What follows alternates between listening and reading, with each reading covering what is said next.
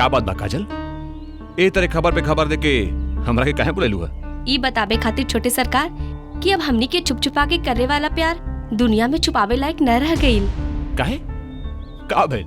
अब हमनी के प्रेम की निशानी हमरा कोख में पले लागल। ओहो, ता हमरा के ब्लैकमेल करे का अच्छा फार्मूला तैयार कर लेलू। ब्लैकमेल? फार्मूला? ये कैसन बात करत बानी छोटे सरकार?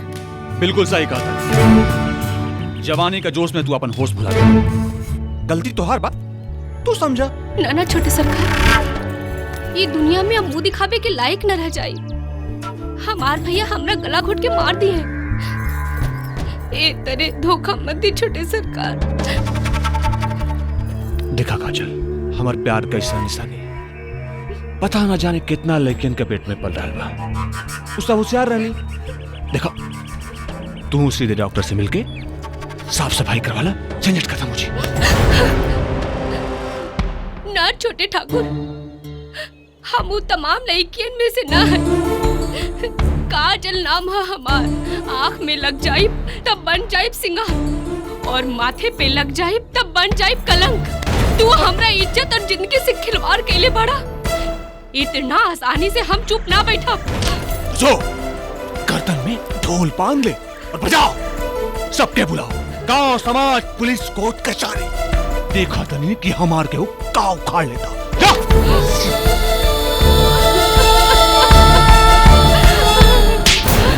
निर्लज्ज, बेशरम, बहुत तेले ना हमरे बूहे पर करी खा।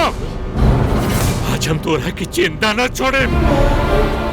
ए जी, सुनी हमार बात तो सुनी। उमा तू बीच में मत बोलिया। ये बेशरम हमार विश्वास तोड़ले बिया। अरे ये बेचारी केहू के विश्वास का तोड़ी। इतना खुदे विश्वास करके टूट गइल बानी। ओ कमीना मुन्ना सिंह एकरा के मोहब्बत के झांसा में फंसा के बर्बाद कर देले बा। मुन्ना सिंह, तोरा के गुनाह की सजा भुगते के पड़ी।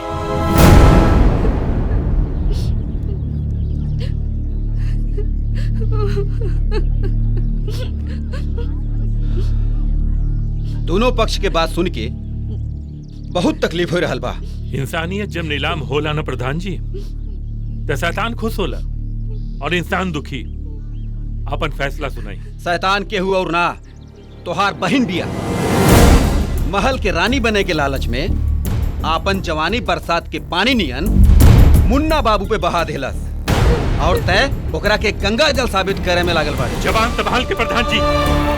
पंच परमेश्वर होला, अपना के राजन बाबू का रखायल न बनाई। काहे कि ऊपर वाला परमेश्वर जब इंसाफ करी ना, तो तोरे जैसे बेईमान आदमी के शमशान में राख भी न मिली। चिल्लाई मत। यहाँ पर इंसाफ मांगे आल रानी, नहीं तो अपने बहन पर झूठा लांछन लगावे वाले के हम जमीन से साफ कर देंगे। सफाई का ढेर शौक बा, तपन बहन के अस्पताल लेके जो और उकर पेट में पलल पाप के साफ कर। न जाने के कर बिस्तर कमाई ला। जो न तो लोग तोरा के बहन का दलाल कर। जो हम दलाल ना, तो हर काल है सुअर का बच्चा। आप तो कितनी काटे। तुमने बहन की आने कर बिना से आप करते। होश में आई। गरीब के जब इज्जत लुटा ला ना, तो गरीबी भी तमाशा देखेला, और इस सब समाज के ठेकेदार बैठ के खिल्ली उड़ावेला सन। चली यहाँ से। एक बात याद रखिए राजन सिंह, एक दिन तोरे बहू बेटी की इज्जत का बाजा यही बेइज्जती के बाजार में बची। सब लोग तमाशा देखिए, तब तो है कि हमनी के तक समझ में आई। और भगवान चाही ना तो चालू हुई। ये वो गरीब का बदुआ, गरीब का बदुआ। चलिए यहाँ से, चलिए। ते हमरा भाई पर ना, हमरा इज्जत पर वार कैले पड़े। तोरा बदुआ के ऐसा धुआं उड़ाई के लोग समत फुकलई के मजा। ये का देनी रहुआ। एक तो अपना इज्जत खातिर हमने के रोत रहनी जा, और ऊपर से ठाकुरों से दुश्मनी मोल ले लेनी। क्या करती है? देख लो ना, बड़ी पंचायत में मुन्ना सिंह काजल के काका बोलत रहे। चाचा चाचा गजब हो गई। देखा ना काजल का कल हला। चलता चलता। हटा हटा हटा। काजल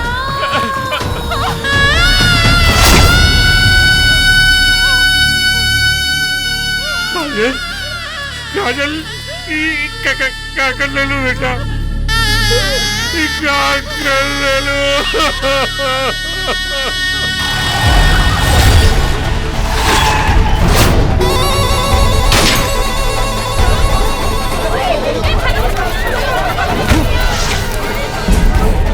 हरिया बाहर निकल। जी रुके, समझदारी से काम ले।